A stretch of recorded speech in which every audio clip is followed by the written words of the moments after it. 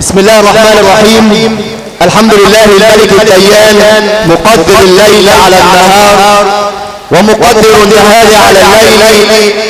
أرسل رسوله بكتاب معجز أفحم مصاقع الخطباء، وفاق حديث العرب العرباء، وخطاب مفحم أعجز البلغاء.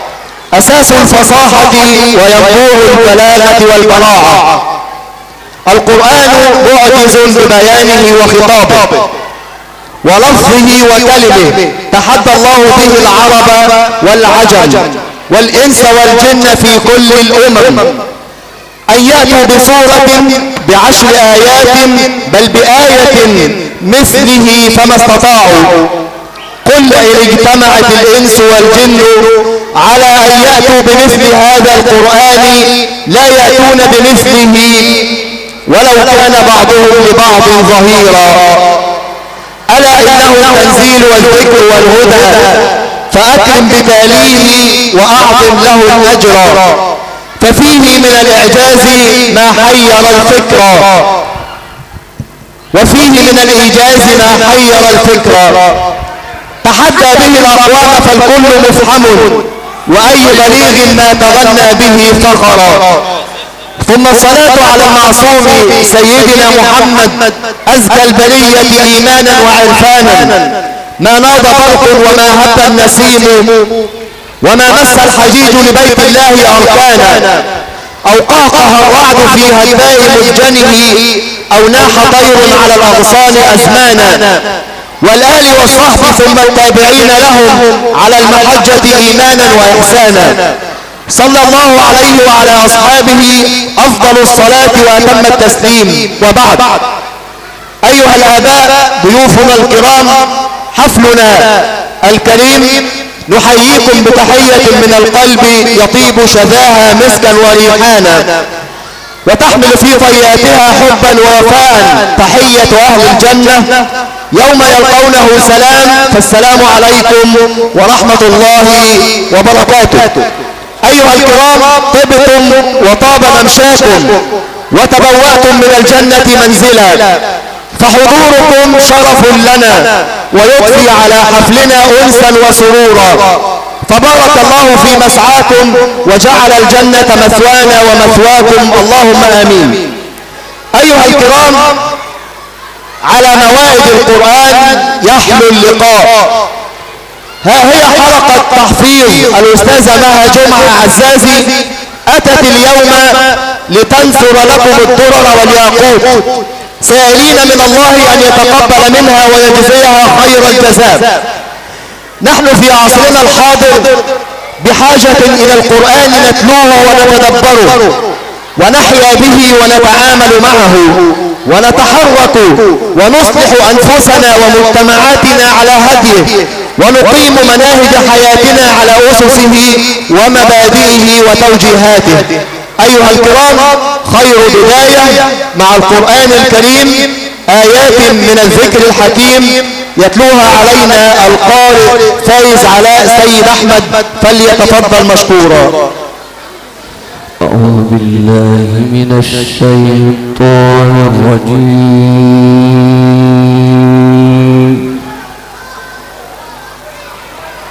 بسم الله الرحمن الرحيم.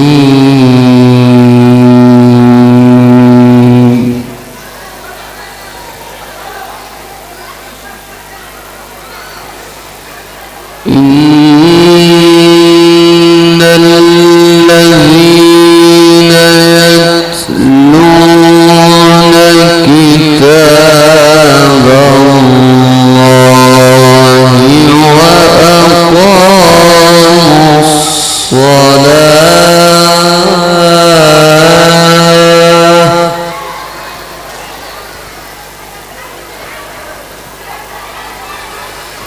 وأقاموا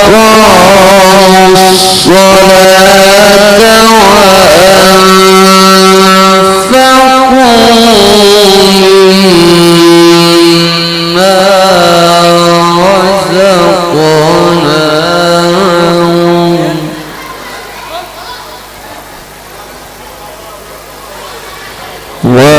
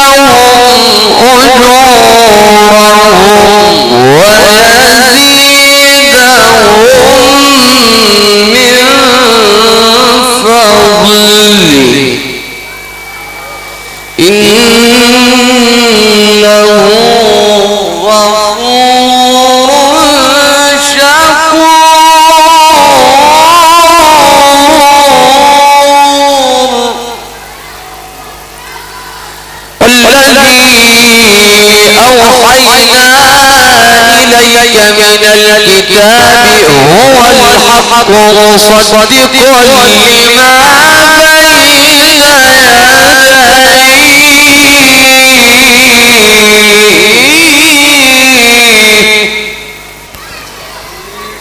إن الله بعباده لخبير بصير.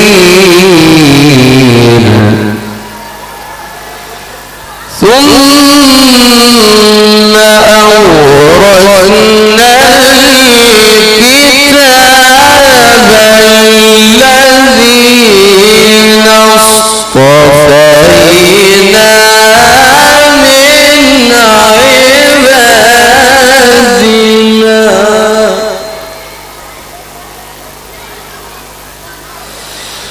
فمنهم ظالم لنفسه ومنهم مقتصد ومنهم سابق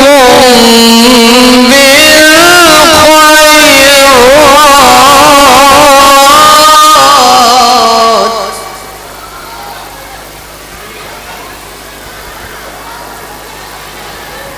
ثم أورثنا الكتاب الذين اصطفينا من عبادنا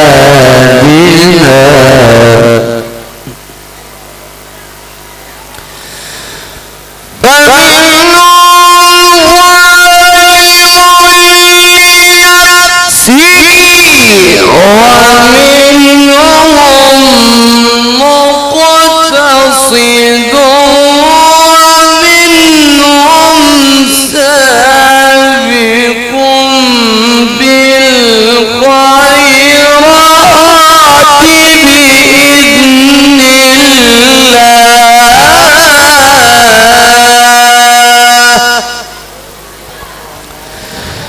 ذلك هو الفضل الكبير. جنات عدن يدخلونها يحلون فيها من أساور من ذهب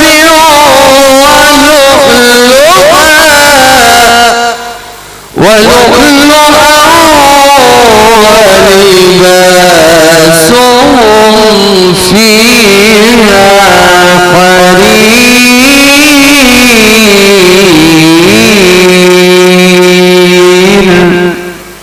صدق الله العظيم.